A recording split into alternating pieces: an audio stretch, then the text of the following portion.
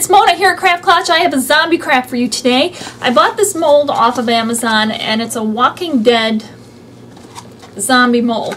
And it's a gelatin mold. And the listing said that it was silicone. It's not. It's plastic. So originally I thought I would do something cool with resin, but since this is not silicone, I'm going to go with the plaster one.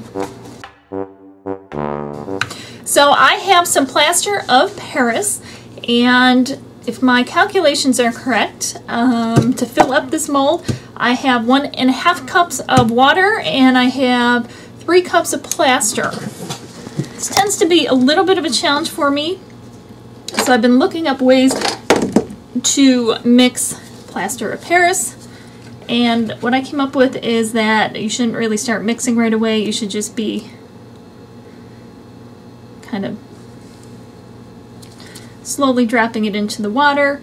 It sinks to the bottom, and the actual process of hardening and stuff doesn't actually start happening until you start mixing. I'm just breaking up some big old clumps that I'm seeing here.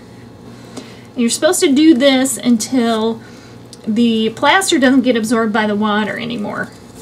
So we'll see if this works, but I'm using very cold water. Okay, that stuff is sitting. Now I have my mold, and I have a spray bottle, a little water, and a drop of dish soap. I'm going to let any excess drain out, and I'm going to start mixing this. And let me just say, based on my past experiences, this already is better. It's very smooth. It's very, it's really awesome. I'm going to throw a little glue in there to give it a little extra strength. That may be a good or a bad thing, I don't know. You're supposed to kind of do it slowly. Don't mix it like you're beating eggs. Now I have my mold sitting on a towel, an old towel. And I'm doing that because I need it to sit level. I'm going to pour this in here. We'll see how full it is, and we'll see how much more we'll need to make.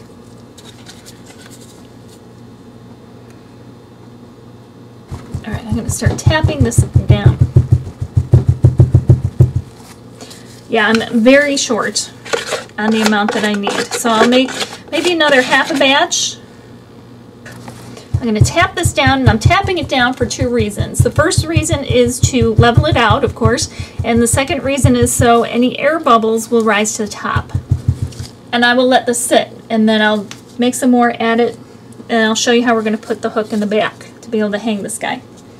Alright, I have this wire from the hardware store, and what I'm going to do is squish it together, and it's 16 gauge. Okay, I'm going to twist it just a little bit, and I'm going to go right in here before it sets too much. Bend it in there, but have it bent out enough to where I'm going to be able to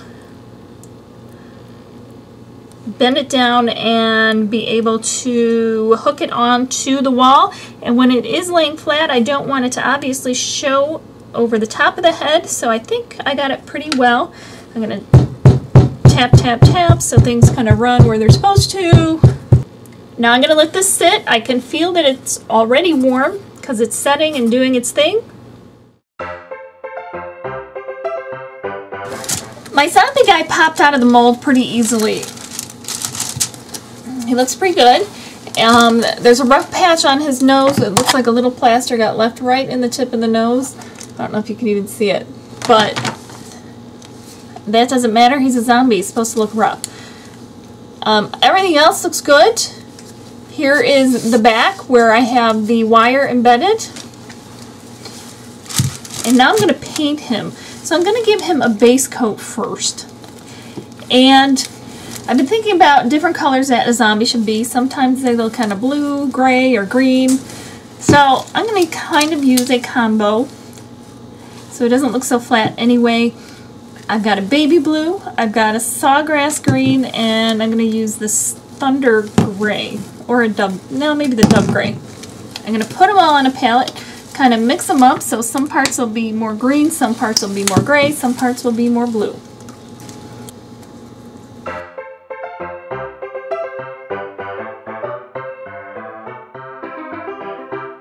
First coat has dried, and you can see the different colors that he has with the blue and the gray and the green. And now I'm going to accent everything. And I have a bunch of different brushes, and I have a bunch of different colors. I'm going to be using white, a dark purple, because dried blood kind of is a dark purple. I have a little black for accent. I have a light gray, dark gray, red, and like some off-whites. So we'll see how it all comes together. I'm just going to start painting and see what happens.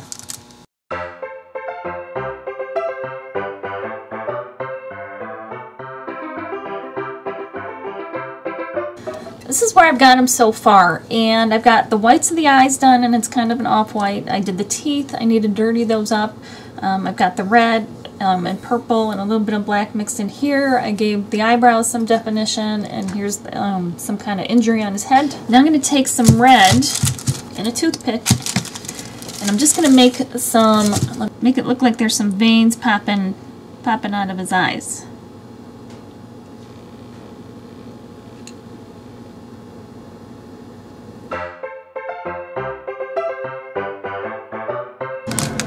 Now I have a very light gray color, and I have it on the end of this brush, and I'm gonna just try to make an eyeball, and I want them to look kind of cloudy. That's why I'm using a light gray, and then you can kind of touch it up if you need to. So there are the eyes, and we're gonna let that dry.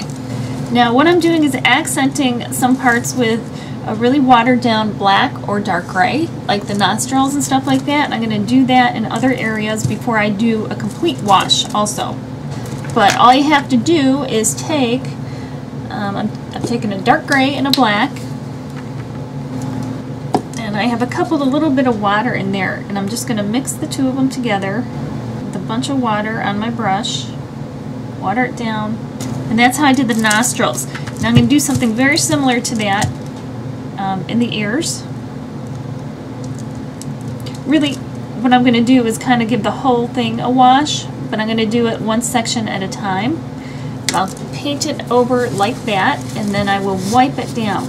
And if you use like a wet, if this is too dark for you, then you can use a wet paper towel and you'll get more off. But I like the way that it's kind of tinting everything, but go ahead and it'll rub the high areas off. And the more watery, the more it'll rub off and everything too. So just paint over all the stuff that you've done. Take your paper towel and start just rubbing it off.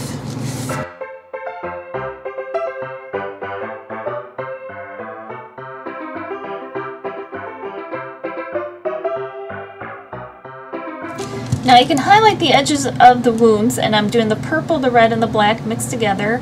And I'm going to just put it on and wipe it off, and it kind of gives it a nice smear that looks maybe a little bit more natural.